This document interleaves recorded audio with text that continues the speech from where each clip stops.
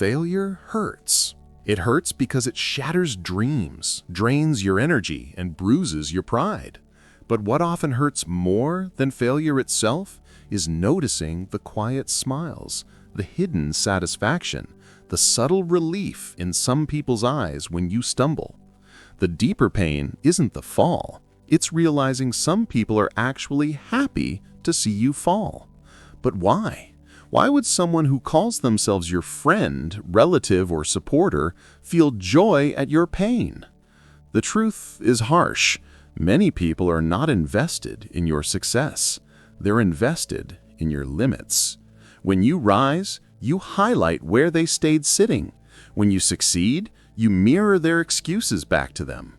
Your victories strip away their justifications. And so deep down, your success is confronting. But your failure sets them free. Here's the cruel logic. If you fail, they don't have to feel inferior. If you fail, they get to sigh in relief. See, we're the same after all. If you fail, they reassure themselves that staying comfortable, lazy, or stagnant wasn't so bad. They're not consciously rooting against you, but their comfort depends on you not getting too far away. The disturbing thing is, they won't always express it openly.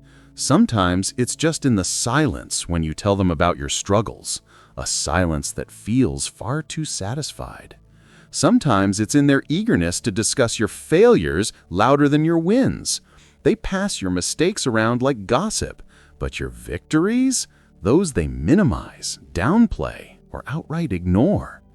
And sometimes the proof surfaces like this. You achieve something and they meet it with sarcasm. Don't get too cocky. You fail at something and suddenly they seem more present, more sympathetic, almost energized. Watch their patterns. Do they show up more eagerly in your lows than your highs? If yes, you are not surrounded by supporters. You are surrounded by people addicted to equality at your expense. It all comes down to this.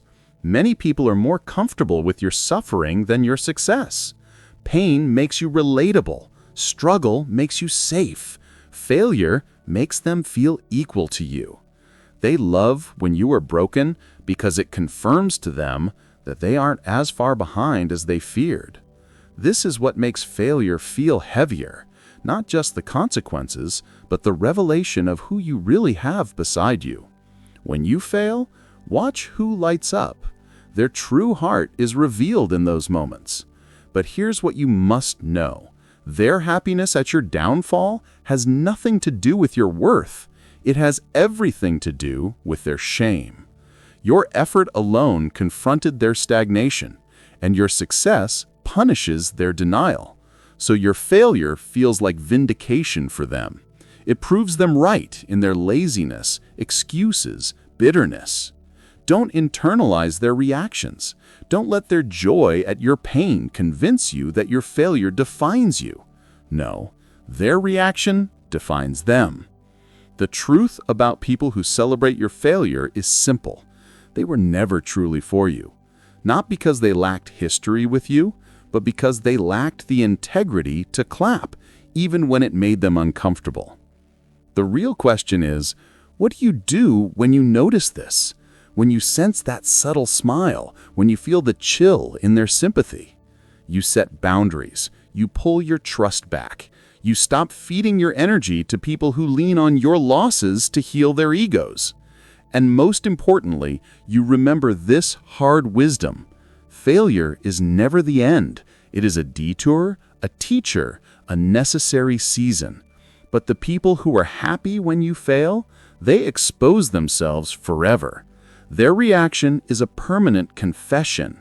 They'll never unsmile at your pain. They'll never unreveal their shadow. Believe them the first time. Don't make the mistake of trying to keep them close, hoping they'll cheer for you next time. They won't. They will only return to repeat the pattern. Your healing requires discernment. Use your failure not only as growth in your own life, but as a filter to unmask the ones who were only pretending. Yes, some people will cheer when you fall, but others, the rare, real ones, will help you rise. They'll make your pain theirs, they'll make your struggle lighter, and they'll celebrate your eventual breakthrough with unapologetic joy. Those people are the ones worthy of your inner circle. So don't despair when you realize some wanted your pain. Use it, mark it, be sharper, stay aware, guard your heart. Most of all, let it fuel the fire in you to rise again, stronger, brighter, higher, because nothing repays fake friends more than proving that their hope for your downfall was only the beginning of your next rise.